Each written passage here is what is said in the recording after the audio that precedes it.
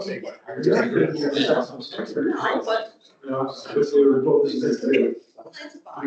kids are. It's I'm not used to having a car. Like I just want to. Give out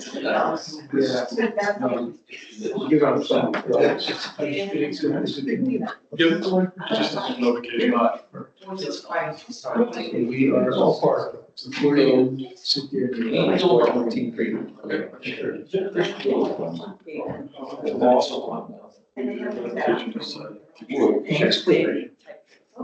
Yeah. It's not too great. Just do share and just The rest is right. We'll look at that.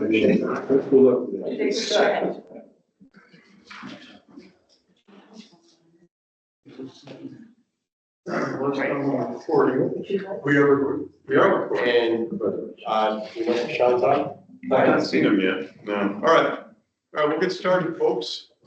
I'd like to call to order this joint meeting of the Norwich Public Utilities Board of Commissioners and Sewer Authority for Tuesday, March 25th, 2025. It is 6:01 PM.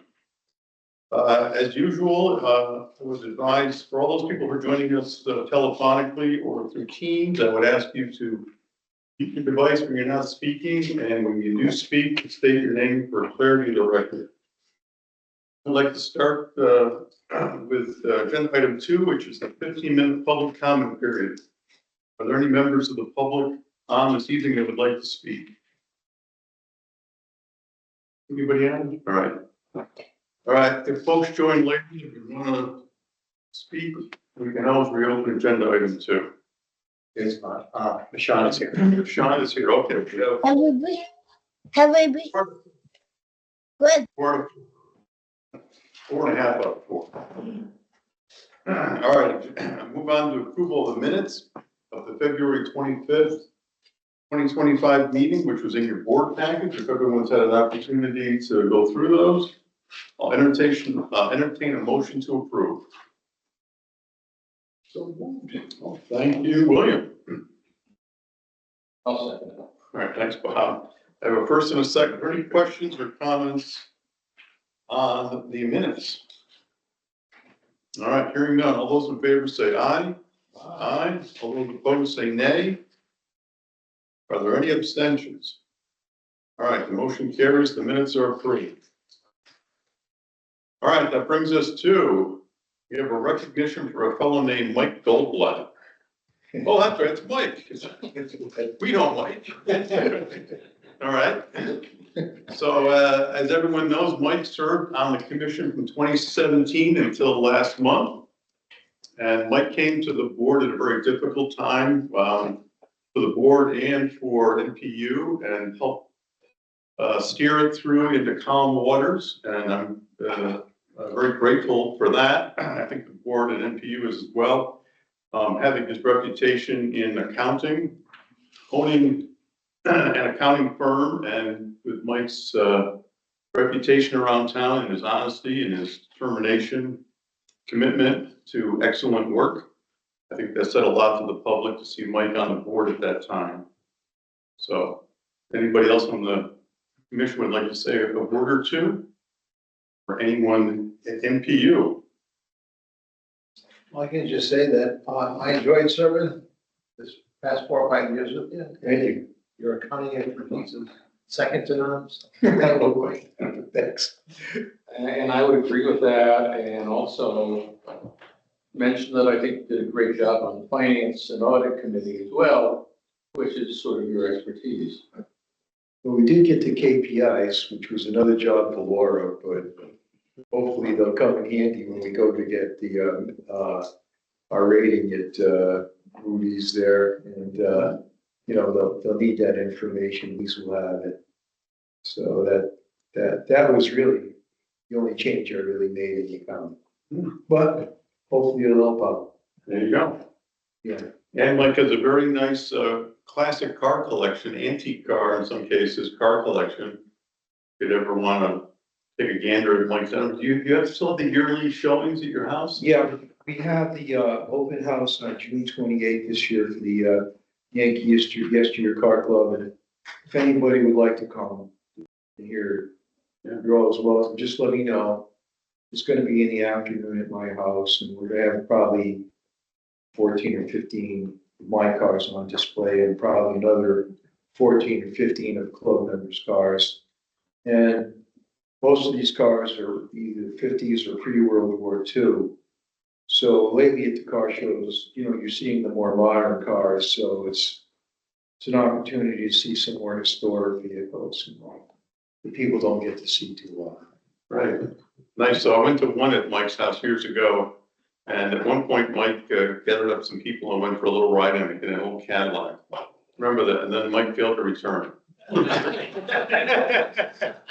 car rang, the car. And it turned out that one of the things that didn't work on the car was the fuel gauge. It did not have a working fuel gauge. There you go. Which got into the situation. But, So, I had 2 gallons of gas in the trunk, okay. and I put it in, and then we proceeded again. But there was a little delay there. That's fun. Yeah. That's fun.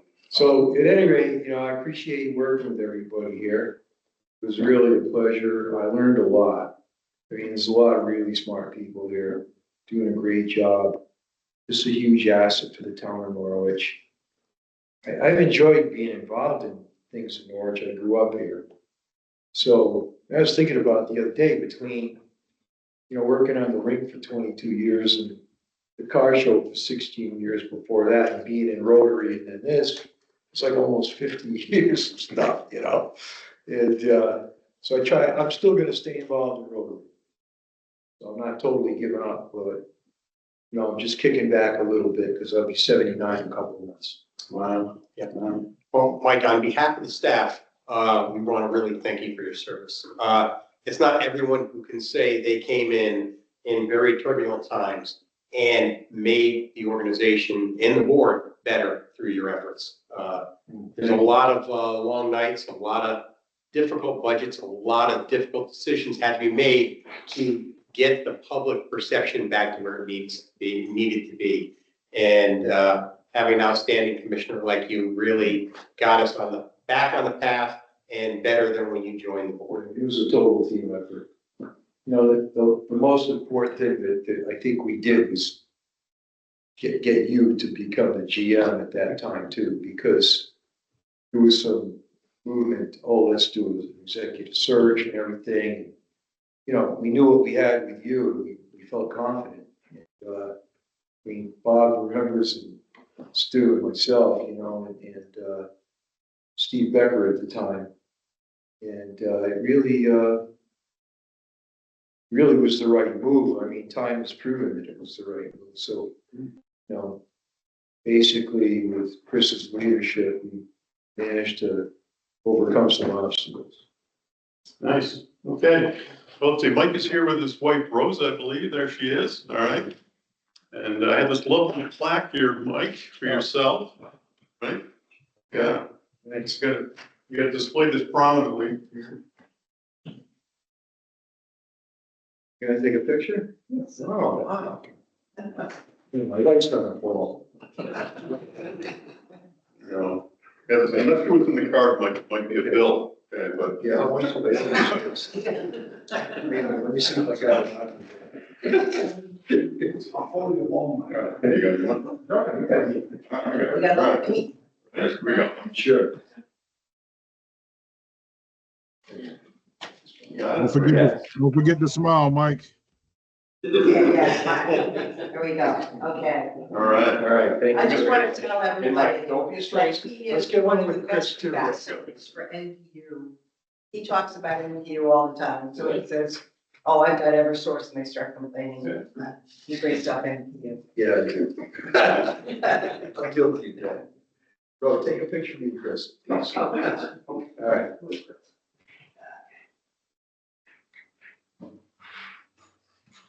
Thank you.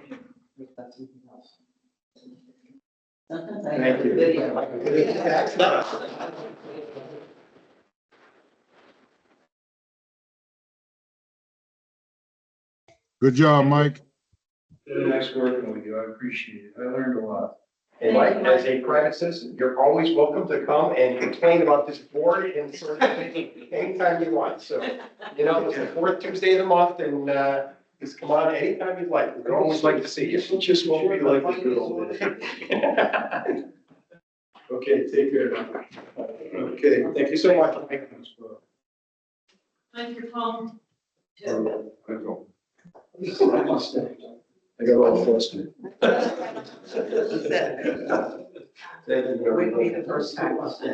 You wanna see it? Okay, all right, we'll get going. Here we go. All right, up next is the CMEC report. That is me. Hold the phone. All right, let's see, the CMEC board met on February 27th. The member power return for January was $126 per megawatt hour, which was 32% below the expected deviation to benchmark. The energy market, member residual cost for January was $85.13 per megawatt hour, which was above the budget of $80.64, however, well below the LMP of $134 and change. The day-ahead markets prices for January varied from 60 to a high of $260 per megawatt hour. Average natural prices for in January for natural gas were $4.32 a decatherm. And also, paraphrasing from the executive summary that Mike Sear from CMEC puts together, he said, quote, ISO New England is implementing major enhancements to its long-term forecast for electricity use. Key forecast improvement involves developing hourly projections over a 10-year horizon and beyond. Previously, the forecast relied primarily on annual energy and seasonal peak projections. The level of geographical detail is increasing too. The base demand forecast will be broken down into 8 load zones, a smaller subset of New England's 6 states. Projections related to distributed energy sources, heat pumps, and electric vehicles will be generated for each of the region's 67 counties. A higher resolution forecast is necessary given the patterns in energy use are likely to shift in the years ahead. By the mid-2030s, the electrification of heating systems is expected to drive annual peak demand higher in the winter than in the summer and shift daily peaks from evening to morning. The enhanced forecast methods will provide valuable insights into how the grid may evolve in the coming decades.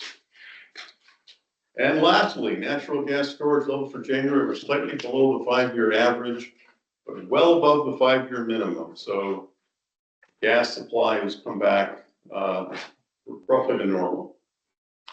And that is my CMEC report. Are there any questions or comments on the report? All right, hearing none. We'll move on to the information and updates provided to the board. There were 5 in total provided in the board package. We'll start off with the financials. Are there any questions or comments on the financials? I got one quick question, I guess. Last year, our contribution to the city exceeded 10 million. This year is 9,293, something like that. I don't remember. But the budget we're adopting, I believe we're going to be up above 10 again. And I know that 2 years ago, when we were above 10, it was because of a spike in rates that caused our revenue to go up. Wholesale energy, yeah. Yes, yes. I guess my question is, why is there that much of an increase this year? The budget that's under Yeah, consideration. so Laura will go through that in her presentation. Okay, It's not an increase, it's a decrease. We're at 9.3 this year for fiscal 26, the year coming up. Fiscal 25, the current year is 10.3. So it's $1 million decrease going into the next year, but I can go over that in detail in the audit and the budget presentation. Yeah, she got the graph and she'll. okay. So Laura, I had a question regarding the rate stabilization fund. So we've got only 100,000 left in that? I'm not sure where you're, So you deposit, it says that if you deposit 2.2 million, and are you in the audit or the financial statements? financial statement. So, the current balance off the top of my head, I'm not positive on, but, which page are you looking at? So I can make sure that I'm looking at the thing that you're talking about. The one that has the cash capital expenses. Okay, so the executive summary, yep. So, is there just a Thank you, Missy. So there was an original balance in the rate stabilization fund. We deposited 2.2 million, we've used about 2 million, so there is still a balance in there. So, because was funds in there originally before we made that deposit, we haven't depleted. And that's any within the funds. MGU? That's. That is at CMAC, that's the rate stabilization fund at CMAC, yep. So when the costs are lower, we do deposits into the rate stabilization funds. When they're higher, we do the withdrawals. We have, this past year and the plan for the next year is to utilize those dollars on the peak winter months to buy down that power, to make that power cost more even throughout the course of the year. Yep. Okay. So, as a matter of fact, I just sent an update to CMAC, I think it was last week, as to what we need to do for the next quarter in the rate stabilization fund based on the power cost forecast. So, but we update that periodically as to And whether. next month, we will be having a presentation on those funds. Okay. All right. Thank you. And Okay, the other thing about the rate stabilization fund, there is some talk of CMEC of changing the way they provide some of the money we use for that, and that'll also be discussed next month. But I don't think that decision at CMEC will be made in the next few months, but that distribution is usually made in the fall meeting at CMEC. Thank you. you got it. Thank you, William. Any other questions or comments on the financials? All right, next is the leadership team template. Are any questions on the leadership team template? I didn't have that. What's that? I had one. For the Bean Hill, we got flood proofing, we got a potential move. And then the third item says that we discussed both of these things with ISO New England, is that correct? Both of them? Yes, we do. All right, so, okay, they're aware of both, and we have to make a decision at some point based on what Blue Wave does apparently, right? Oh, we're gonna make a decision with or without. Really? Yeah, the station can be relocated with or without Blue Wave, or opting for Blue Wave Okay, if we do. But most likely it is going to be relocated to Yannicklin as a result of our discussions with. that was kind of my question, I didn't kind of went roundabout on it, but we're gonna move it if Blue Wave drops out. Because it's in a floodway, Right. you know, it's called floodproofing, Right. but floodproofing is actually going to be moving it up on top Oh, I of it. see. Because if we build higher walls, it's in a floodway. Right, exactly, yeah, it's only a matter of time before you The get. Army Corps wouldn't allow us to do that most likely. So Eric and his team been working with ISO, and they're gonna move this as part of an asset condition. Mhm. And one of the reasons to move it is we have equipment that's at the end of its useful life that we would be just raising higher to get out of the floodplain versus replacing that equipment, which should be replaced in a better location. So, and also if you build flood walls, as you said, it's blocking the floodway, and you can't make that, you can't cite that easily. Doesn't really solve a problem. Building higher walls. Unless you made it float, then it would just go down the river. and One extension for. But we're making some really good headway. We just passed a major milestone with ISO. We're waiting to hear back from them and what our next steps are going to be. All right, well, that'll be a fun project, huh? All right, You know, one question, I mean, there's a lot of projects around town driving around and see, you know, there's a lot of activity going on regarding, you know, water lines, gas mains and so forth and so on. And I was reading the other day in the paper that, Danny and Phil came off of the new mill site. And he was done because I was contractors around the area, the city and the area. And I just want to make sure that, you know, all of our contractors are not taking any of that bill usually. Do we have any control over that? Or is Barry on? Yeah, there's some. Very something. Hey, Barry, can you talk about where we get our fill? Phil, in what regard? I had trouble hearing what Bill said. Backfill material, you know, when you're backfilling trenches after installing pipe. Oh, sure. We get that from Wyndham Materials, Bill. That's competitively bid every 3 years or so. So our sand and our gravel and some stone as applicable, come from Wyndham Materials through a competitive bid. So you don't leave it up to the contractor to provide that material. It's all pre-bid coming out of Wyndham.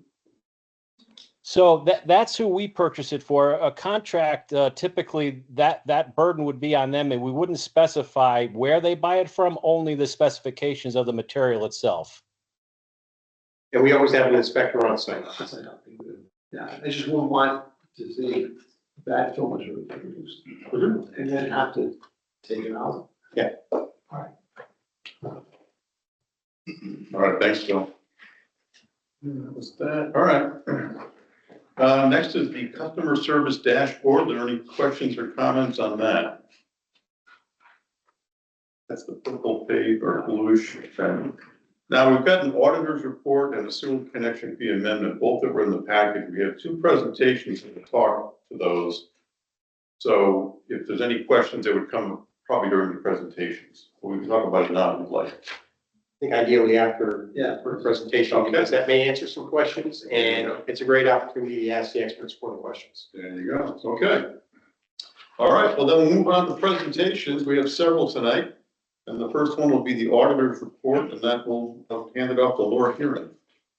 So we have our managing partner here tonight, Dave Flint. He's been with NQ for a couple of years, correct? Prior to taking over as partner. Correct, yes. So he's very familiar with the organization, and he's going to walk us through the fiscal year 24 audit as we plan for next month, starting the fiscal year 25 audit. So Okay.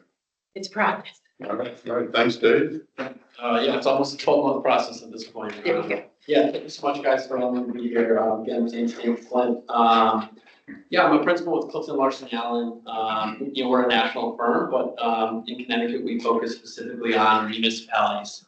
We audit about 70 municipalities in the state of Connecticut, and another 20 governmental entities beyond that, utility companies, things like that.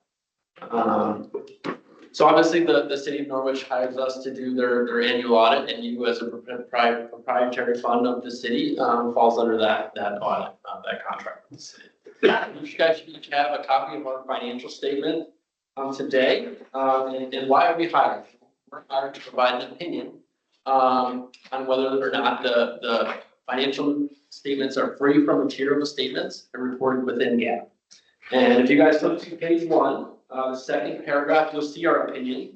It says, in our opinion, the financial statements referred to above present fairly in all material respects the financial position of the city of Norwich, Connecticut Department of Public Utilities as of June 30th, 2024. This is known as an unmodified opinion, which is the best opinion that can be given. So flipping ahead to page 5, that's your management's discussion and analysis. This is something that we added for the first time for fiscal year 2024. If there's anything that you guys are going to take away, anything that you guys are going to read from this financial statement, I highly suggest reading this management discussion and analysis. It's just kind of a high-level financial overview of the year. I'm going to skip ahead to page 12, where the actual financial statements start. This is your statement of net position, more commonly referred to as your balance sheet. You see that NPU had a total assets of $272.9 million, offset by total liabilities of $139.2 million. That leaves us with $137.5 million in net position. That's actually up from $124.6 million in last year, which is $12.9 million increase year over year. The majority of that net position is your net investment in capital assets. That's basically your total value of your capital assets, less any debt used to acquire those capital assets. Next page is your statement of activities, more commonly referred to as your income statement. You'll see total charges for service up at the top, $100.88 million, and total operating revenues of $102.3 million. This is actually down from $110.7 million in the prior year. Operating expenses, they're $90.4 million. The biggest of that is obviously the cost of gas and electric. That was $29.9 million for fiscal year 24, but that was down to from $41.9 million for fiscal year 23. So a significant decrease in the cost of gas and electric from pretty much all-time highs. So that brings us down to an operating income in the middle of the page of $11.8 million. We have some other non-operating items, interest expense, interest income, sale of capital assets, things like that. But you have income before contributions and transfers of $10.6 million. In 2022, that was only $5.8 million. We have capital contributions of $11.4 million. That's basically, a contractor puts in a development, there's contributed capital as far as the infrastructure along with that development. It's such a large number this year because you also have the money for the wastewater treatment plant going through here. The grant money. And then of course you have your transfer out to the city. So your change in that position or your net income for the year was $12.9 million. 2023 was actually $1.5 million loss. So you see the difference year over year. Next page of your statement of cash flows basically shows you where MPU is using their cash throughout the year. The only thing I really wanted to highlight here in the cash flows from capital and related financing activities, you'll see the capital contributions of 11.4, and then just below that proceeds from notes payable of $10.4 million. This is the money coming in for the wastewater treatment project, both the grant portion on the top and the loan portion on the bottom. So after that, the notes to the financial statements start, and I'm going to skip ahead to page 19. Page 19, note 4, that's your capital asset footnote. If you want to see what MPU's capital assets are made of, it's right here in note 4. And you'll see you have a total of $185.8 million in capital assets, and that's net after accumulated depreciation. So a pretty big number. Now I mentioned in the first financial statement that the net investment in capital assets was $141.6 billion. That number is derived from $185 million in total capital assets, less $44 million in debt. So basically $44 million of your capital assets are leveraged right now. That's how we do that calculation.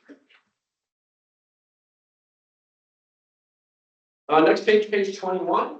This is your long-term debt. Just you can see a good place to see your change over year on all the long-term debt items that MPU has. Up top, you see your state of Connecticut serial notes payable. That's your clean water funds, your drinking water funds, loans, if you will. And you can see obviously significant increases there in the additions column due to the wastewater treatment plant. One thing I do want to note in here, compensated absences, you'll see $5.5 million. There is a new accounting standard that Laura and I will talk about next week, GASB 101 going into effect for fiscal year 25 that has the potential to substantially increase that number from where it is now. Basically, right now, we're only recording compensated absences, for example, vacation that you know you're going to pay out when somebody leaves.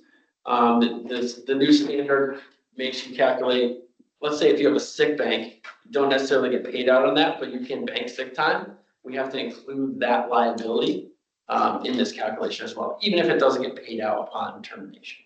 So for NPU, we actually have already gone through the process several years ago of adding sick in because it is paid out according to our contracts. However, our earn time, our comp time for our management team is not included in that number. So for NPU, fortunately, this year it's only going to be a smaller change for us. We've already actually looked at that number a little bit with a couple of the senior team members in the finance team. So fortunately for us, compared to some other organizations, it won't be quite as big of a change year over year. Good job. And then obviously the biggest thing on here is, the cash advances due back to the city. Historically, the city bonds on behalf of the NPU. Sounds like that might be changing in the future. Well, so historically, we've gotten the gas bond and we also have a pension obligation bond. So going forward, we're looking at revenue bonds specific to NPU. So it's one of our big projects. And then on page 22, pretty much the rest of the notes are just disclosures that are required for the pension and OPEB plans. The only thing I really wanted to highlight for you guys is that, you guys are on the city's pension plan. City's pension is 93.2% funded, which is fantastic. That's a really high funding ratio, particularly for municipalities in the state of Connecticut because of that pension obligation bond that Laura just mentioned. Can we back up? How is that working? Well, so I think we are now 3 years in, and so far, I think it has been successful. It is a long-term look. I mean, we're talking a couple of decades for, overall. But when we look at what our pension contribution would have been in 2022, prior to the pension obligation bonds, it was estimated at about $5.6 million.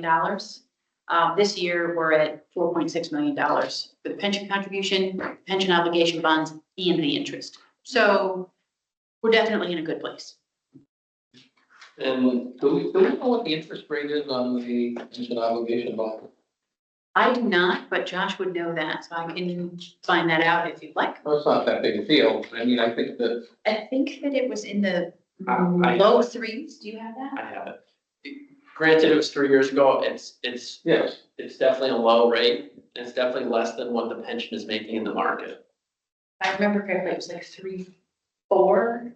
I think we did not quite get in as low as a couple of the other municipalities that hit just under that 3 mark based on the timing. And I think our rate in the pension itself estimated is what, 7.25 is our rate? It's around 7%, sure. I mean, I They think that, didn't do it all in one shot either. No, so when they actually did the investments, they did them over time. I think it ended up being a little bit more than 24 months. They had a long window of doing small amounts of investments over time so that it wasn't, put it all in and if something happened, you lost all that value. So it was a structured plan. so I'm just trying to understand the math, and what I think is accurate is that the pension fund has unfunded obligations, and those unfunded obligations are calculated based using an actuarial earnings assumption. I don't know what the actual earnings assumption is, because I know that's come down at most pension funds, but let's say it's 7%. When we borrow money to fund the unfunded obligations, you effectively have to earn more than that. You have to earn 3% or whatever the number is for the cost of borrowed money, plus the actuarial earning assumption, which means that if it's 7% for just normal revenue, it would be 10% for the finance portion, I think, but I could be wrong. So, from that perspective, I'm not 100% on that one, like you, but the way I'm looking at what we're budgeting is I need to budget to do the appropriate level of contribution, which would be the ADEC. Yeah. And when I look at what's required on the ADEC for our current year and how much we're paying into the pension obligation bonds and the interest, compared to what I would have had to pay in had we not done the pension obligation bonds, it's $1 million, yes, less a couple of years ago. I can only imagine that number would have been a little bit bigger now, so we're good. We are in a good position for how it's impacting the NPU budget. The interest rate of that bond is ranging from 1.5 to 3. The actual rate of return is set at 6.25%. And for example, the 2024 return on investment was 12%. 2023 was 8%. So we're doing good. And then the other thing I would want to highlight, this is just for you guys if you want to take a look. If you go to the back of the statement, starting at page 33, you'll see individual statements for gas, electric, water, and sewer. If you want to see how they're each performing individually. Page 34 specifically has the income statements for those, and if you look at the operating loss, gas operating loss, operating income of 1.15, electric 10.1 million, water 446,000, and 436,000. So again, absolutely clean audit, fantastic audit for both you as well as the city. We also do a state and federal single audit where grants that come to the city, not just NPU, but come to the city, are required for testing. The wastewater treatment grant was tested as part of our single audit. for fiscal year 2024, and there were no issues with that particular single audit. Anybody have any questions for me? I've got one, and Laura may throw something at me because this is one of my pet peeves, but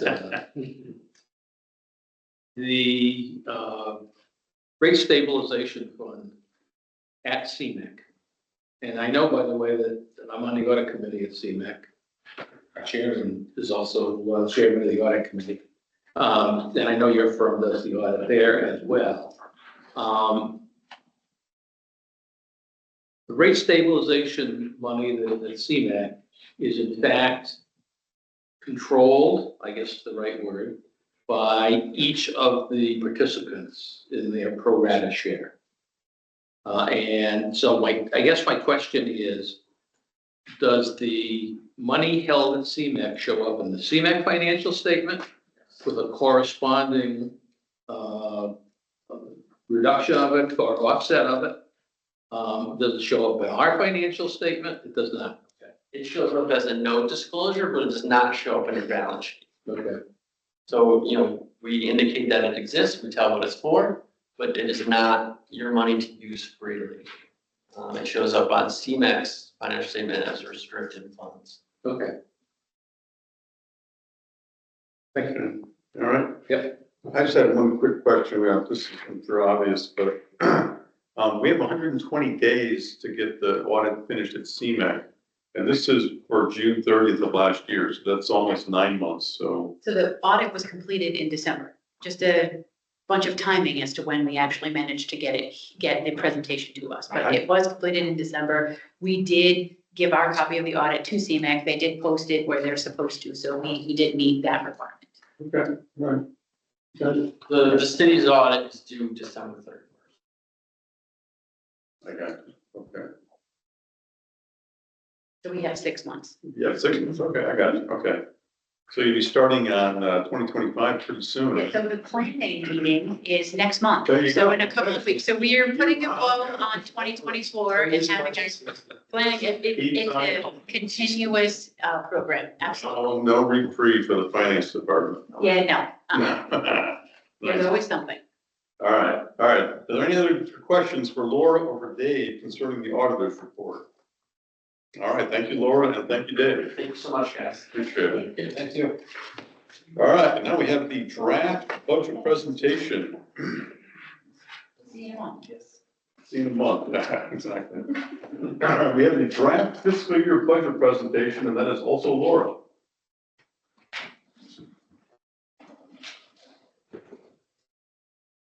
So I did send out a copy of the budget to everybody at the beginning of March.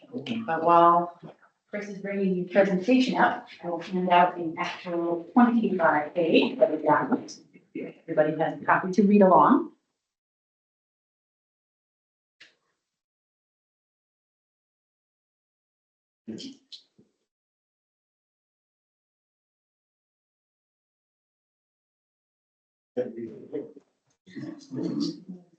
It's excellent. Yeah, on the top right, there we go. All right, and if we go to the top menu to slideshow, right in the center, right there, we go. And far left from the beginning, we should be all set. And then the next slide, there we go. So, Better share it so Sean can see it. share. Back in teens. Back in, no, Nope, Go and back to teams. So, yep. Top right, share, just share. and if you could screen on the left, right, one down, right, nope, right there. And then now go to the slideshow. And since it's got the red box, so Sean should be able to see that, should be good.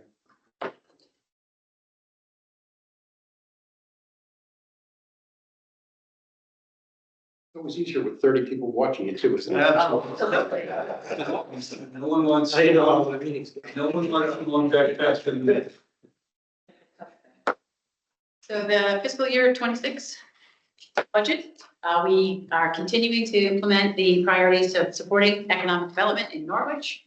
We are proactively investing in our aging utility infrastructure, preparing for customers' needs and being future ready.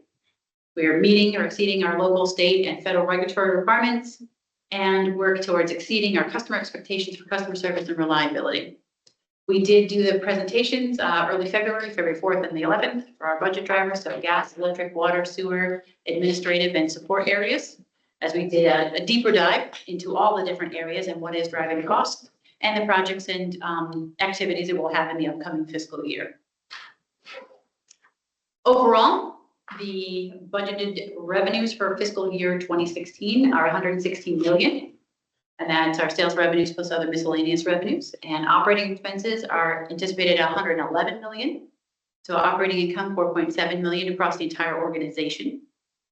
The cash balance utilized item that is in the electric division, we anticipate using just shy of $2 million of existing cash on hand to fund the expenses for fiscal year 26 in the electric division.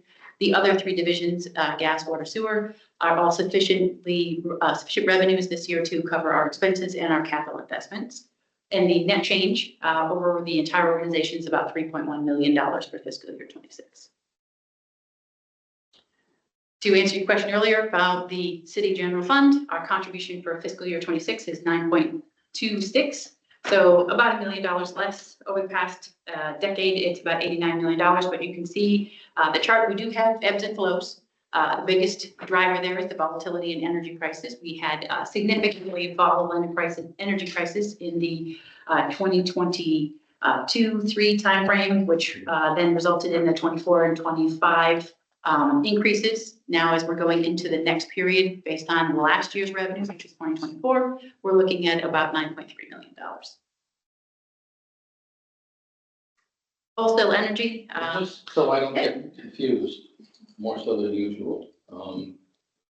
When we say fiscal year 2025 or 26 or whatever, you're talking about, let's say, 24, 25 or 25, 26. So when I say the fiscal year, I'm always talking about the month end of the year. So when I say fiscal year 25, I mean June 30th, 2025. Okay, This is the fiscal year 26, so it ends June 30th, 26. okay, thank you. Mhm.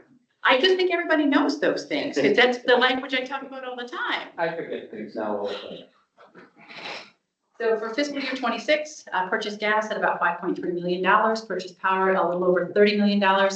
Again, increased pipeline reservation charges, looking at the change in the AMA credit, and then power costs, a decrease there, and then also use of the rate stabilization fund. Payroll and benefits, fiscal year 26, payroll $21.8 million, and benefits $7.5 million. Health insurance, 3.6 million. We are working on our renewals right now. We do anticipate some increased costs. However, with reserve dollars that we have, we're able to manage those. Pension, 1.5 million. Again, for this year, we will be spending 1.5 on our contributions, another 1.59 on our pension obligation bonds, and 1.53 in interest. And then OPEB for our actuarial determined employer contribution for our benefits there. Slide. O&M, we did our deep dive into the entire organization as to what O&M looks like, but that's 11.58 million for the entire organization. Again, focusing on safety, reliability, and all the expenses as driven by regulations. Gas, electric, water, sewer, looking at all of the different things that are necessary to maintain our infrastructure and maintain our compliance. We do have the ongoing challenge in the sewer plant of running a plant while we're building a plant. So a lot of different moving parts across the entire organization. I probably should know this, but when we do operations and maintenance expenses, for example, do we have a line item for consultant services as opposed to in-house management? So Yes, it depends on what we're looking at for consultant services. If we have an engineering consulting service that is specific to the operations, it would fall under O&M. If we have a consultant that's specific to an administrative expense, it would fall under administration. If we use consulting services such as like engineering and design, it would be associated with the capital. So it really is driven by the type of expense that's associated. You have a total for that for the year? Specifically for consultants? Yeah. No, because Okay, now, is not, it hard to do? Get that information? What we have in the So G&A, I do the consultants broken out in the G&A. But if we're looking for specific costs for, third-party consulting across capital, it would be embedded in each of the different capital projects individually. so if you look, for instance, on Matt's project, we'll be talking about in a little bit, Right. we have CDM, doing, construction management, so that's a big number there with daily inspections. And we also have, consultants working on some of the other sewer projects, for instance, outside of it. So those get rolled into the capital, but she'll talk about the, number for just, generic consultants. She will. Okay. Oh, absolutely. The general and administrative area has a detailed list of all the different items that are in that, so we can look at that. So our audit kind of falls Our into audit that. falls in that. Lee coming in to talk to us in general about sewer connection fees. That goes into G&A, and all of the lawsuits and things go into the general G&A. What's that price tag annually? For G&A, we're gonna get to that in a couple slides. As a matter of fact, this slide right here. So across the organization, G&A is about $3.8 million. And that includes a variety of things. So cybersecurity, software services, financial and audit. So our portion of the city audit, the safety program, office supplies, equipment, legal services, advertising, our consulting. So any of the expert consultants that we use, training, utilities, telecommunications, and then all of our memberships. So across the organization, we're at 3.8 million. And a large part of that is our IT services too. So the network and the security that we have to protect our systems as well as our staff is a big chunk of this. Absolutely. So also within G&A, we have our board expenses. So for fiscal year 26, a little over 700,000. Economic development is 684,000 of that. NCDC operations, 300,000, as driven by board recommendation. And you'll see the calculations for the last 2 years and board recommendations. And then additional investments for economic development, 384,000. We also have conferences coming up for APPA and NEPA. And then additional costs in the board area for any legal or governance expenses that are incurred. So if anyone is interested in attending either of these conferences, the APPA is going to be in New Orleans, and the NEPA conference is going to be up in Berlin. You have brochures there for them, just either through let either Michelle or Simone know, and they can get you booked to either one. They're always a lot of value, and especially in this changing energy world that's with AI and data centers, there's a lot of change happening. It's really an interesting time to be in the utility business. So you decided to stay on a little bit longer? I'll consult, how about that? Bump that number up. Okay, so other expenses in the budget, customer accounts, and that includes our customer service and energy efficiency, a little over $3 million. Insurance, so property, liability, auto, cyber, directors and officers, workers' comp, about 2.6 million. Gross revenues tax, which is now only the electric division, a little over 2.3 million. Property tax for Preston, Colchester, Salem, and Lebanon, 157,000, and then depreciation and bad debt expense. Looking at capital investment. For fiscal year 26, we are budgeting just shy of $95 million for this fiscal year coming up. The biggest single driver there is over $50 million at the wastewater treatment plant. We've been moving on a $200 million project as we go through the multi-year phase of construction for this.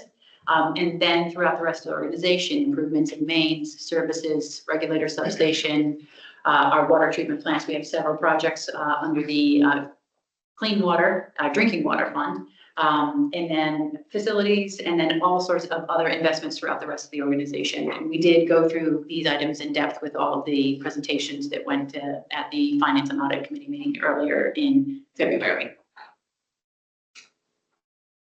Next slide. Yep. So portion of the funding for that is coming through grants and loans, so about $36 million in grants. So drinking water, state revolving fund, so that's the water projects, 4.6 million, clean water fund, the majority being the sewer plant. PHMSA, $5 million there. And then we have some other funding this year, which includes funding, anticipated funding for the OIC build out from our utilities to OIC. So that's some additional grant funding, along with other small contributions, including some contributed capital for poles, transformers, switches, hydrants, that type of thing. Standard stuff that we do every year. And then the loan portion of those programs, we're looking at a little over $10 million for the drinking water. So our water projects, clean water, that's the majority and driven by the sewer plant. And the other item up there is our anticipated debt for the electric division revenue bonds. So next steps, April 8th, we'll be presenting the budget to the City Council. And we'll be looking for the board to vote on the budget in either the April or the May timeframe. We'll send the approved budget over to the city for inclusion in the roll-up total budget, and City Council will be adopting the budget in June. Okay. Any additional questions? Okay. Yeah, and if there are any questions, before the next meeting, you can get them to us. It's always easier to digest it and get a really good answer than, get something on a fly in a meeting. And so feel free to ask the questions you like. Thank you, Laura. All right, that brings us to the sewer connection fee regulations presentation. Chris, how do you start that off? All right, I'm gonna start it off and then we'll kick in Lee. And then we'll get in Larry, so. Okay, we have Lee Hoffman from Pullman and Conley with us this evening to talk about this.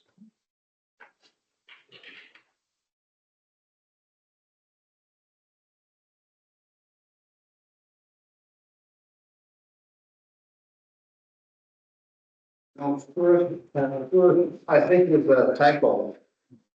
Second. Yep.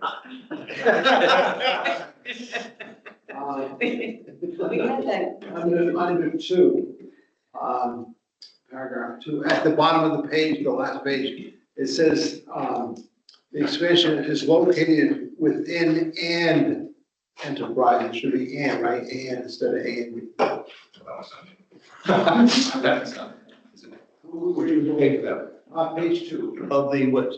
Of the order. What's this? Yeah. But that was going out the board package ordinance. Or regulation. So page 2 At and. the bottom of the page, the last. And enterprise versus and enterprise. Got it. Got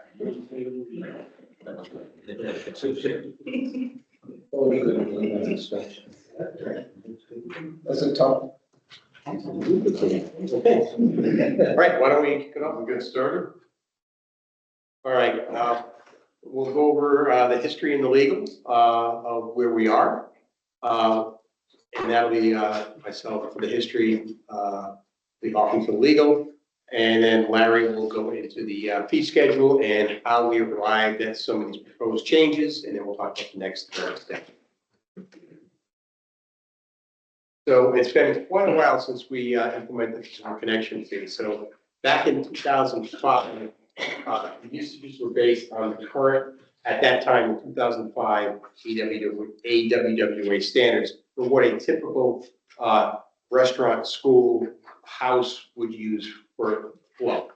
A lot of improvements have come on since then, as far as low flow toilets, low flow fixtures, and just efficiency improvements in general.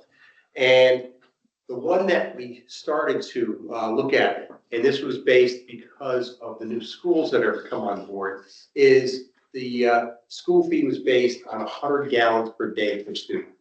So if you figure how many flushes per kid or how many showers per kid, it's outrageous, right? So 1/2 of an EDU or $2,500 divided by 2, $1,250 would be for every student. That's an enormous amount. Now you say, oh, schools are declining in population. Well, when you take 7 schools and pare them down to 4, the site-specific schools are getting an increase in population. The way we crafted our amendment that we amended in 2019 was the sewer connection fee stays with the property, and it's the highest use ever at that property. So if you go and look at Greenville School, the highest school population at the Greenville School was 328 students. When they build a new school there, it's going to be 597 students. They were taking them from other schools and consolidating, but it's more students. Because of that, we didn't want to start going back into, oh, we'll start bookkeeping and moving things from property to property. That's a nightmare to administer, and it's very hard when you're looking over time to keep track of that. That would have resulted in a sewer capital connection fee of $410,000 extra. And then you divide that by 2 because it's in an enterprise zone, and that cuts it down. So that was what we had in Greenville. The second school coming on board is Stanton. That's not an enterprise zone. That would have resulted in $305,000. So between the 2, that was going to be, $370,000 that they were going to have to pay us. And we're saying, oh, they're getting a lot of grant money, but the budgets are tight. And even though they're getting a lot of grant money, it's very expensive for the schools. So we said, how can we do this? And had discussions with Mark Betancourt and the mayor. And the mayor came up with a great idea. The council can identify enterprise zones throughout in areas where mills and where the council wants to improve on, areas of the city. And we said, oh, we'll just say the schools are all in an enterprise zone. And then we engaged with Pullman and Connolly to check our logic. And Lee? So that puts me in the hot seat. So for those of you who don't know me, my name is Lee Hoffman. I'm an energy and environmental lawyer. Been doing this for about 30 years. And when Chris and Larry called, we also got a call from the city attorney. And how can we fit the square peg of these schools into the round hole of the enterprise zones? And the reality is that you can't. And the reason why is because not all of the schools are really located anywhere there could be an enterprise zone. And if we tried to change the definition in some way, you'd lose the meaningful definition of an enterprise zone in order to have this happen. We kicked around the idea of instead trying to do some sort of municipal rate in addition to an enterprise zone rate. But Connecticut General Statute 7255 says that you have to treat municipal and commercial residential as same, so that you can't, if you're a municipally owned utility, you can't, or sewage treatment system, you can't give yourself a preferred rate. Fortunately, Larry came up with a much more elegant solution based on the Connecticut Department of Public Health's new data on exactly what goes on in schools, exactly what happens with all of the low flow fixtures and everything else when you're doing these new installations. And the reality is there's a recognition by the Department of Public Health, I think, that there aren't a whole lot of middle schoolers that are actually taking showers after gym class. And so not so much legal as it is science, but there it is. And so a more elegant solution is to look at what schools are doing in 2025 rather than in 2005 and see whether or not the data supports a different conclusion as to the water usage. So that's what I got for you. So, sorry. Yeah, no, okay, so the first slide, like I said, the 2005 connection fee numbers. Next one more. Perfect. Okay. One back. There we go. So we have like 34, 35 categories we've been putting connection fees on for residential to any type of commercial or industrial connection. So does the Department of Health for, the standard is for basically designing septic systems, subsurface sewage disposal. When I started playing, you go back to what you know, so I pulled those numbers out, started comparing them to kind of what we had, what AWWA said 20 years ago. Usage is for water is a little bit different than sewer. Not all the water is actually going through the sewer system. Long story short, just using your brain, use 100 gallons a day. That's not happening with a student. It's just not happening. People gallon toilets are 4 or 5 gallons, even 3 gallons. So it's just really not happening. So when I looked at schools, I also looked at some other categories as well. Ended up taking a look at 7 categories, which seemed to be a bit off between AWA and our standards and what Department of Health for subsurface sewage disposal looked at. So the first one was schools, which is one that dropped dramatically. They do make it fairly simple, the charts to read, which actually helps us out. So high schools are saying 12 gallons a day per student, junior high / middle 9, elementary, kindergarten 8, and then if you have a kid elementary with a kitchen, additional 3 per student, or even with like locker room showers, just basketball tournaments, whatever it happens to be. So it basically went from 100 gallons a day to elementary school 11 gallons a day, which is about right. So it's not a long day. So that's what Department of Health uses for designing septic systems. So we recommend using those numbers. There's probably a safety factor in that number. There always is, yes. When you're designing septic systems, there's always a safety factor. It's what they do, but that number kind of made more sense. So, so the next slide. So I also started looking at the residential. The 2005, the numbers were close. It was just a lot to take in the fee schedule in 2005. You had mobile homes and all these different definitions where the public health code simply said residential buildings up to 3 bedrooms is 150 gallons a day. We had a single family home of 4, was 200 gallons a day. But Department of Health, any bedroom over 3, it's 75 gallons a day. So instead of 200 gallons a day for a house, it's 225. So it makes sense. It's much cleaner, easier to use, but then the numbers were pretty close for the residential. Next one. Salons, we just had salon and barber shop, but as we found out in the city, there's more than that. And it's per chair. There's pedicure stations, manicure stations, all use volumes of water as well. So just a salon or barber shop was $100 gallons per sink or plumbed hookup. It's actually 200 in the public health code and 100 for pedicure stations and 50 for manicure stations. Supermarkets, this is the big change. It actually went up significantly. And the people I've talked to is, they call it the Costco model, where Costco shows up and they have all these pre-made meals. Now all the mom and pop stores or the ShopRite Stop and Shops, they have aisles or sections now. They basically turn into mini restaurants. So the water use of the groceries has increased significantly. And I absolutely would recommend moving that number up for sure. And then because we have the same measure square foot per area, it's just the volume of water used and disposal has increased significantly in the last 12 years. Hotels, motels, we were close per bed, 100 to 150. It's pretty straightforward. Next one, laundry self-service, $200, 200 gallons of machine. Now it's 400. It makes more sense. We have several laundromats that are 24/7 in the city. Lower Hill is 24/7. You go by 11 o'clock at night, only people are not washing their clothes. So it's not that 8-hour gap. You're looking at a 24-hour period. And hospitals, the beds did go up, but we also added different categories in with the state of healthcare today for wellness centers, constitution surgery, water for the in and out outpatient surgeries. We didn't really have that defined. We just added some new definitions we found from other communities who are lumping everything together per bed. And the way it went up, a little bit, 100 gallons per day per bed. And those are, we have 27 categories, pretty much spot on the public health code. So there's really no need to change these. These are the glaring ones that we felt the need to modernize. Yeah, just out of curiosity, this Hart's Nursery Center, are they sued at all? They're like where they. By Public Works? Yeah. Yeah, they're tied. They're sued. Yeah. They're tied. Yeah, it's not, I don't know what their flow is. A lot of those places recycle water quite a bit, but. Right, but like when they're watering their plants and fertilizing their plants, anything that discharges onto the ground gets collected and goes into the soil. Catch basins. That's the hard part when you build off of water. And that gets brought into the integrated. Yes.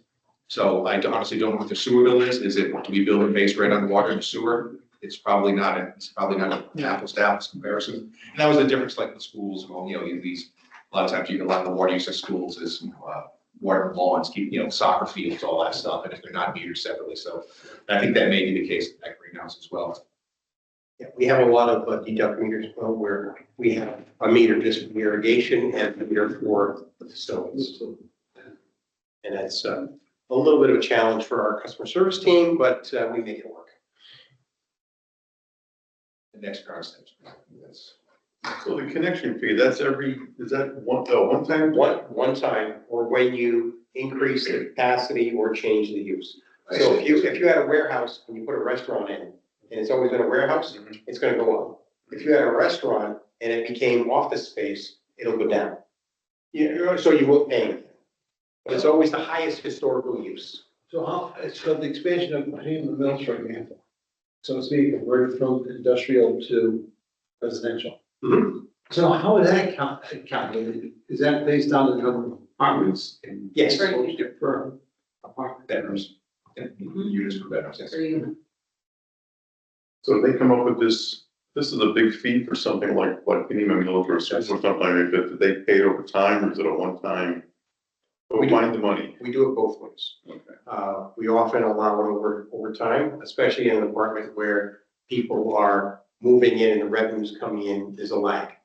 So we will allow that over 6 months at times.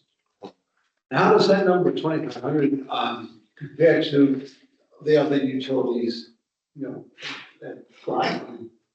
Do you know? Have not looked at their connections. Way back when we put this in, we did a holistic look at the whole state.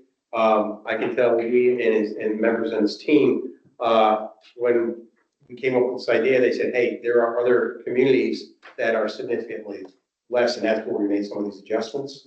And what we are adjusting is in alignment with what we found in some of these other communities. So they have updated their numbers. We were lagging. But you can choose to not have a connection fee, and this is accepted during taxes or rates. This was put in place to help offset some of the costs of the sewer plant and maintaining our sewer system. I think it's important when we get a big industrial user or a large housing complex, they're putting a toll on the plant. We should be recuperating it, and the majority of communities do that. But prior to 2005, we never had it. Correct. Okay, all right, well, thank you, Chris, thank you, Larry, and thank you, Lee. Are there any additional questions concerning, all right, we'll have an action item later on concerning public hearing, but with all that said, we'll move on to the customer service moratorium, that is Shailene. Thank you, Lee. This lady.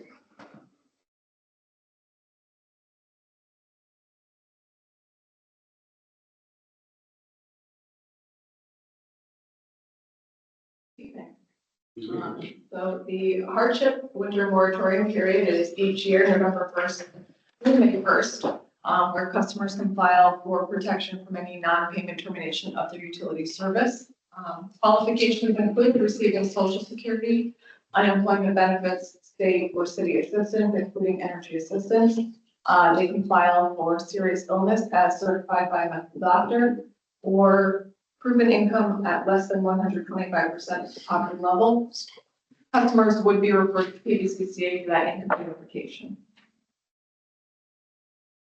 This chart is showing annual hardship filings for the last 5 years. This year, we're just under 2,000, which is about the average over the last 5 years. The balance is carried by these customers is about $1.4 million. As the winter moratorium is coming to an end, we start to prepare customers. So beginning in April 1st, we'll be sending a letter to all customers on hardship that have a past due balance, which is about 1,200 customers this year. This will give them an opportunity to discuss their options before receiving a termination notice. They can still apply for energy assistance while the program is open and kind of get an idea of what their account will look like before any termination notices are sent. We do start sending termination notices at the end of the protection. There's a minimum of 13 days given before any interruption of service. That's a pure guideline that we follow. but generally speaking, we have a pretty generous window. NPU does not, we don't go less than 14 days, and generally the customers are given about 15 to 18 days from their notice date. To stop the termination, we'll accept a minimum payment of 20% of their account balance with a payment arrangement. And termination is always the last resort. We like to offer as many options and agreements as we can. We do offer the 20% and agreement twice annually. Our special payment arrangements, the goal is to have the balances paid within 12 months. For customers who have a higher or substantial balance, we will extend it out on a case-by-case basis. Currently, we have just over 250 customers on special payment arrangements for about $310,000. Another program we offer is the matching payment program, which is an arrearage forgiveness program. There is no application process. All accounts are reviewed annually in October. Qualifications to participate is that they are a heating customer, meaning they heat with electric or natural gas. They have received energy assistance the prior heating year, and they still have a past due balance. The matching payment program winter credits will be applied shortly after May 1st. So once we confirm that customers have made their 6 winter payments, we will credit the account shortly after May 1st. NPU is a fuel bank for Operation Fuel. We have 2 representatives that are trained to submit applications on behalf of Operation Fuel. The winter program was open January 27th through February 28th this year. We processed 31 applications, 11 have been approved. We received $4,800 for those customers, and we have 20 applications pending. For the fiscal year, we received about $12,000, and over the last 12 months, MPU customers contribute about $300 monthly to the Operation Fuel Bank. The TVCCA representative is still in our office. She's there Monday through Friday. We've been having them there September to May annually. She can assist and accept applications, process them for customers, accept documents. The average cost is about $35,000, which is well worth it. This year, we have received just over $500,000 to assist about 1,300 customers. The nice thing about this year's program is TVCCA has given us money monthly for customers. Generally, they've been waiting until the late spring to start applying payments to the customers' accounts.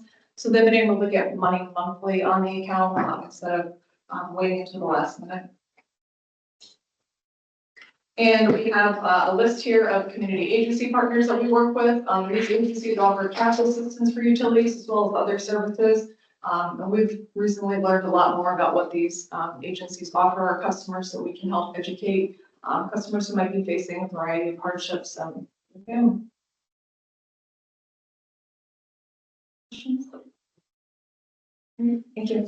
Thank you. So as we come to the end of the moratorium in the next month and a half or so, that's when things get really busy at the customer service center, and our staff does a great job of working with people who come into the office for help and assistance. Our goal is always to keep the power on. There you go. All right, thank you. Well, that brings us to the update for the wastewater treatment plant. That'll be Matt Ross.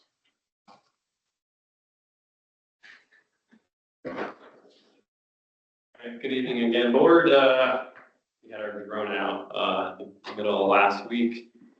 So a couple other routine shots looking south, much of construction not in view. But looking at the things, outfall, river and outfall to the south at the top of the screen. You can move to the next slide, Chris. Looking north, so here's the bulk of the activity, kind of in the foreground there. The white square is the remaining foundation of the former administration building that is no longer. It's disinfection, effluent pumping just north of that.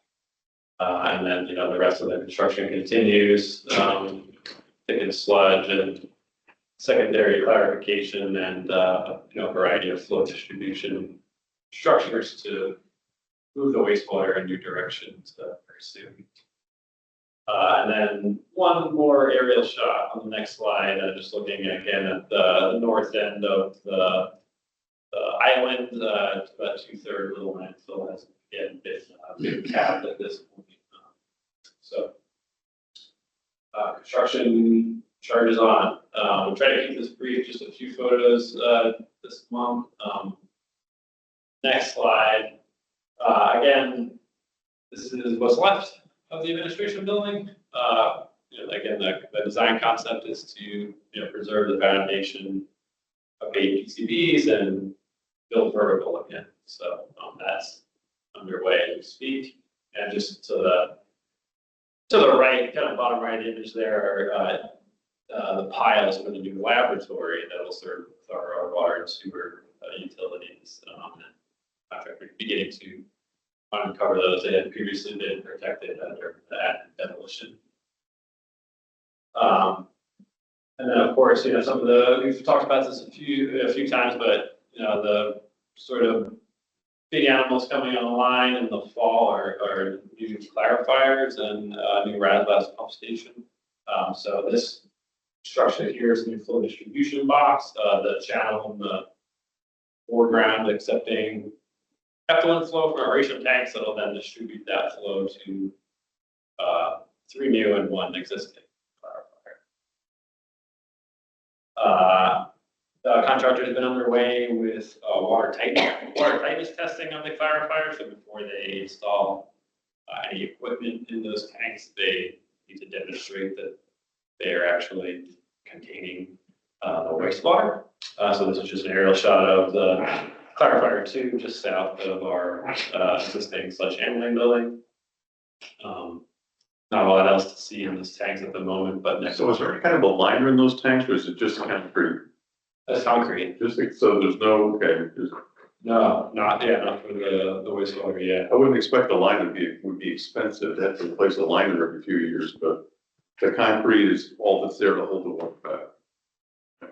Yeah, we got great a pH that is not harmful to concrete where. No. I didn't know. I mean, I'm not a construction person, so I don't even know if the concrete was porous or if it gets, seams in and that sort of thing. Yeah, I mean, they do find as they're doing this testing, they do find, little leaks, little deficiencies. There are also allowances per American Concrete Institute. It's not, you're not gonna contain 100% of the water. So there's a subcontractor on site that injects those locations as the CDM actually identifies them. Next slide, thank you, Chris. The other 2 clarifiers, again, not a lot else to see, but these are the first 2 that will come online later this fall. Kind of in the center of the 2 clarifiers is a new pump station to return sludge to the aeration tanks and waste sludge out to our thick sludge holding. Hit the RDT first on the way. Anyway, so the pump station is starting to take shape in the center of those 2 tanks, and water tightness testing has been completed successfully on those 2 tanks. They're forming some interior concrete work, and then again in April we'll actually start seeing equipment go into the tank and the so it's getting exciting. And then another distribution structure. This structure kind of north of the aeration tanks will accept return sludge from those new clarifiers. So it's really bringing biology back to the aeration tanks to continue to treat the wastewater. So all these structures kind of need to operate together. They're not, independent. That might be it for this. Thickened sludge is coming along. This again is the facility probably furthest along. We're scheduled to start up and begin commissioning in June. We have some really planning activities for that. So masons and others have been in there outfitting the space before kind of with building finishes, if you will, before the contractor gets in there installing equipment very soon. And then just kind of an abbreviated look ahead in terms of, I guess, really through early next year. Thickened sludge again will come online hopefully in June, and we'll be transitioning our solids handling at the plant. After that, probably late September, early October, the first 2 new clarifiers and the secondary sludge pump station will come online. Kind of some of these flow distribution structures we talked about, they're really getting close to largely being complete, absent, I'll say, a couple of gates and some rear plates. So they'll be done probably by the end of April, and then we'll sit empty waiting to accept flow when the clarifiers come online this fall.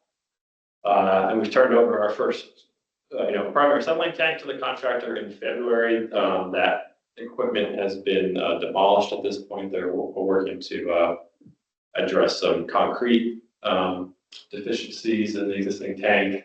Similarly with aeration tank 2. And then of course our admin and lab, we're down now to begin prepping foundation and subgrade for the new building. That'll continue for quite a while. And UV disinfection and effluent pumping. Again, we're transitioning from chemical disinfection to physical disinfection. We'll continue disinfecting this year with chlorine, and hopefully by late next summer, we'll commission UV. Okay. Where is administration and laboratory done now? So administration, I'll say we're in some temporary trailers Oh, yeah. that the NPU graciously rented a few years ago. And the lab continues in our existing spaces.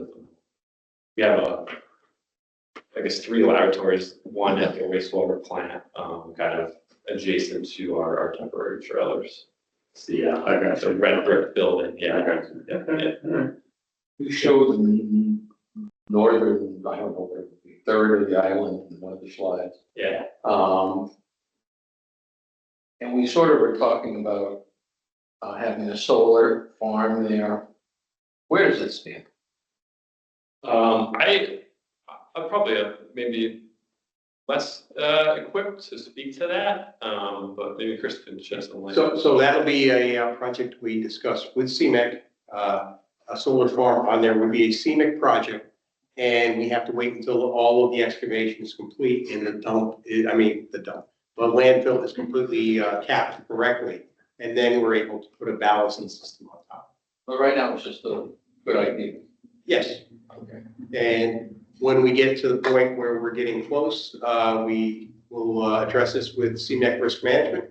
It's a great place because it's a constant load there 24/7. It's not something where, the load is fluctuating. So there's always enough load to handle a solar farm. And it's just what are the economics at that time. We'll do an ROI and see if it makes sense to do the project. And would the idea be to do batteries there as well? That could be part of it. Hopefully, we'll be talking about that in strategic planning at CMEC in the next month or 2. Okay. I'm hoping we'll push it. You don't want to put a windmill up, Chris? No. 12 megawatts, baby. They don't turn on land in Connecticut. Offshore is one thing, on land, they don't work. It's close to water. That's just how well the one does up at the senior center. It's a wonderful decoration. All right, thank you, Matt, I appreciate it. All right, and that brings us lastly, but not least, to the strategic plan update. Chris? All right, we presented the entire strategic plan last month. And after we presented the plan, Todd came up with some pretty good suggestions for improvements. And we took those suggestions and discussed them as a leadership team and have some proposals for some modifications. So the first goal is in customer service, and we should include a high priority, something like target customer rates to optimize efficiency and cost competitiveness compared to investor-owned utilities and other suppliers, and reserve adequate resources to mitigate against spikes, especially among electric and gas rates. So once again, everyone thought that was a worthy goal to add in here. We did a little wordsmithing on here, and we just set customer rates to maximize efficiency and maintain cost competitiveness against investor-owned utilities and other suppliers, while ensuring sufficient resources to manage volatility through the cash management policy. So does the board agree that that is a worthy goal? Yeah. And wording okay? All right. Well, we'll talk about that at the end for a vote potential. Okay, in economic, development goal, balance the language in the overall economic development goal by adding in both traditional and non-traditional entrepreneurial, some of our current efforts like Business Park North and aggressively pursuing Preston Riverwalk exceed, and I think the scope and size of economic development initiatives undertaken by NPU in the past. I think we should be open to all opportunities, including those that are outside the box, as long as they are prudent and promising. So that was the comment.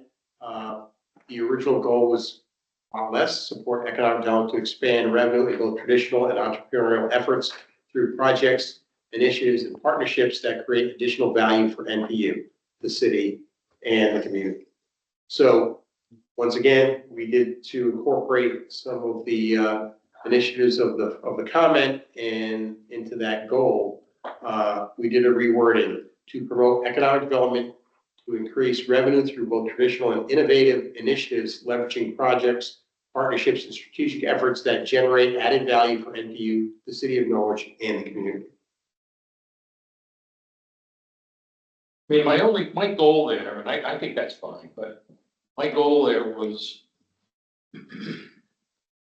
I think the strategic plan should inspire everybody to think about routine economic development opportunities, but also, and not be crazy about this, yet be prudent, but things that are larger than life. You know, we did Business Park. I mean, that is an NPU project. It's other people have started working on it and it's doing great because of their work, but we initiated it. And I think Business Park North is a type of a thing that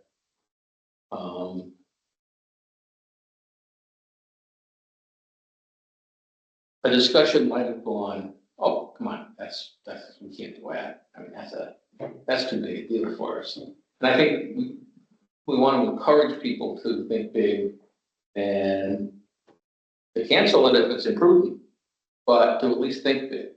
Mm-hmm.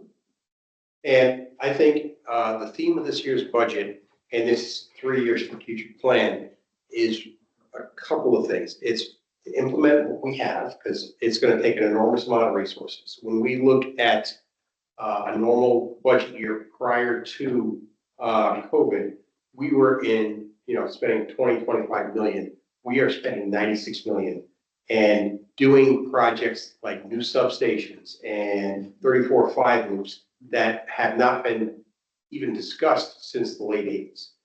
A lot of work going on.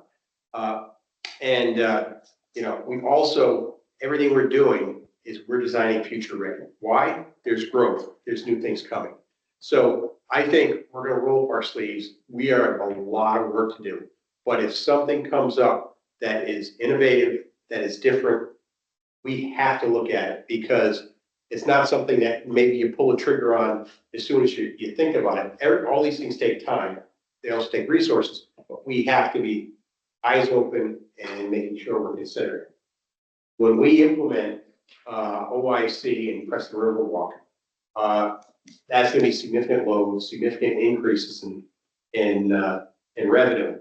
And, when those things happen, we'll be able to breathe and probably do a little more brainstorming on things outside of the box. Mm-hmm. But if something comes up, Bob, we have to look at it. Yeah.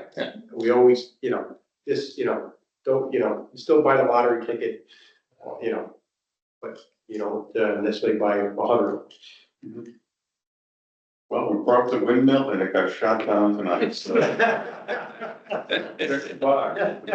Not to say that we don't look for a PPA offshore where we're working.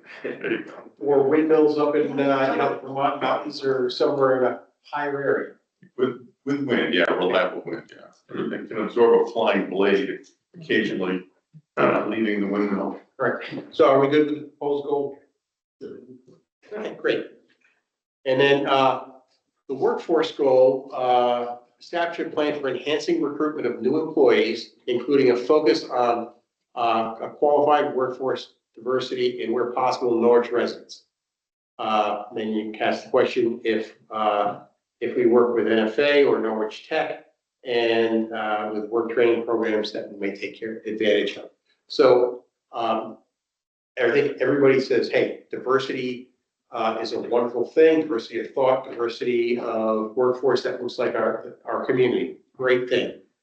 We already do, we have seasonal people coming in, we have internships for NFA students and Norwich Tech students. And the other thing that's going on is that the way the merit system rules work, there is an incentive for Norwich residents. They get a bonus on the testing process. So they are rising to the top. You know, somebody out of town may get an 80, somebody in the town gets an 80, that gets bumped up to an 85 score. They come higher on the list, and we only get a certain portion of the list to interview. So if there's well-qualified Norwich people, they are at the top of the list. You know, So out of 150 employees, how many live in Norwich? We have 30 something in the IBW unit and maybe another, what, 7 to 10 AXME? So we're probably in the 40 something range. You know, so when we looked at the original goal, there was nothing in there to say anything about diversity. And so our proposed goal is to strengthen, expand, and use workforce by fostering an inclusive and collaborative culture where all employees are respected, receive competitive compensation, and have access to professional development opportunities. We emphasize workforce diversity by prioritizing qualified and diverse talent. So I think that adds it in there. When we talked to Rob Scalise about what the city's goal is, he goes, this is a great goal. Is there anything we're going to be doing in the next 3 years as far as changing merit system rules or hiring practices? And the answer was that's not on his radar, and he has no intention of changing the merit system rules for now. I think we had some serious issues with getting qualified people in. That's starting to relax, and we're going to continue to foster these relationships. We're going to make sure that you know, we are trying to get as many qualified, diverse Norwich people as we can. When we talk about Norwich Tech or NFA, we're typically not hiring people right out of college. I mean, or right out of high school or trade school, because we prefer to have a little seasoned, you know, a little more experience. But if we've hired people in as interns and they get experience and they come back and they rise to the top. One of our accounting clerks was an internship here. We have had a couple of engineers. Our sewer foreman was a seasonal kid. We're always, you know, we always want to hire somebody with good experience. And also some of these seasonals, maybe we don't want to hire. But it's great to have that. It's great to have that knowledge. Okay, with that proposed goal? Sure. All right, excellent. Okay. So the next steps are for the board to adopt the amended strategic plan. We'll get that out to everyone.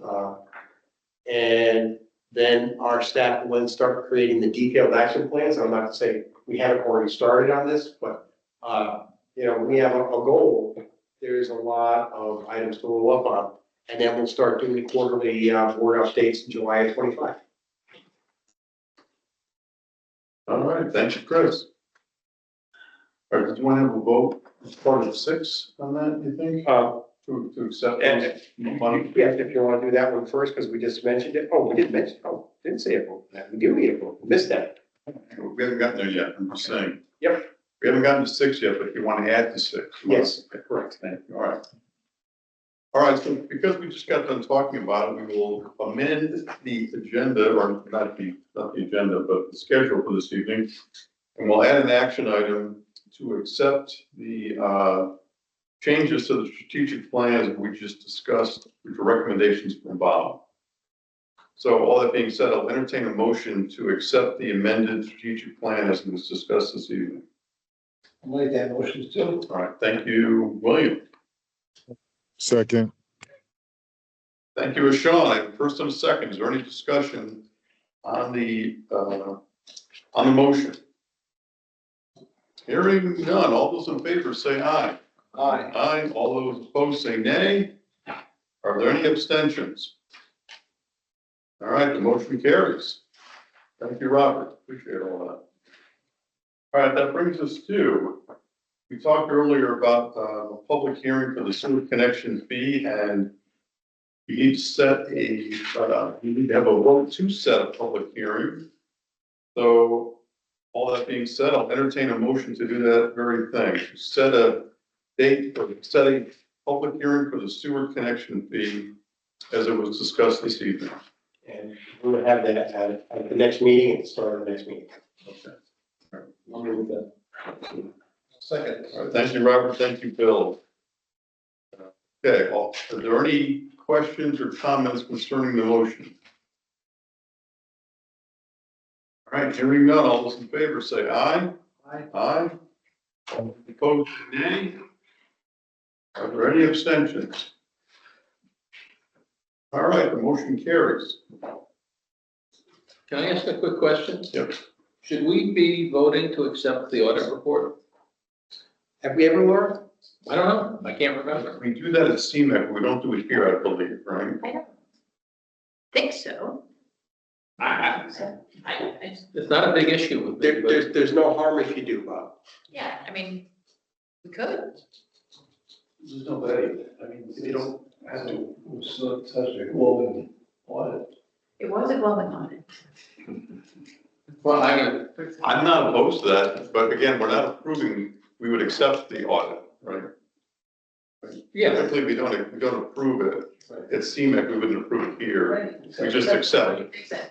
Yeah, but We present it and we accept it. I know that CMAC approves it, or we accept it. The full board votes to accept it. Yes. Yes. I don't know, we should do it, I don't care, really, but we probably do this. It hasn't been done in the past. I think it's undoing the precedent of not doing it. Fine with me. Is that yea or nay? It's one of those things where you make the case for it, you make the case against it. There was a time that the auditors wouldn't even come here, they would just report to the city, so that's, we've come a long way, so things have changed over time. It's not an issue, so let's just not do it. Okay. All right, very well. Their meeting minutes will reflect the audit. Okay, well, that gets us to the end. Before we get to the very end, is that Jerry back there? Jerry's here, all right. So I don't know if any of you folks know Jerry Martin. I believe his name was moved forward by the nominating committee. He's not been voted on by the city council yet, but I expect the vote will be favorable and he'll be our new commissioner who will be show up next month. All right? No? In Europe.